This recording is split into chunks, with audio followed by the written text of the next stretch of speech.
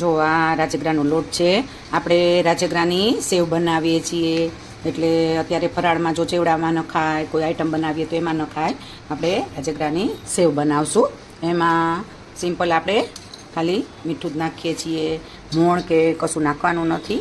અને હવે પાણીથી આવો લોટ બાંધી લેવાનો છે. આપણો સેવનો લોટ બાંધીને તૈયાર થઈ ગયો છે. જો આવો રાખવાનો છે. જે આપણે ઘણીવાર થેપલા કરીએ છીએ રાજગરાના લોટના, ત્યારે કેવો રાખીએ છીએ એવો રાખવાનો છે. જો ઓકે, અહીં આપણું તેલ આવી ગયું છે અને આપણે હવે સંચો રેડી કરી લીધો છે. જો બહુ ઇઝી પડે છે સેવ. જો તો પછી ગેસની ફ્લેમ આપણે ખાસ કરી દીધી છે. પાડતી વખતે આપણે ધીમી રાખશું. જો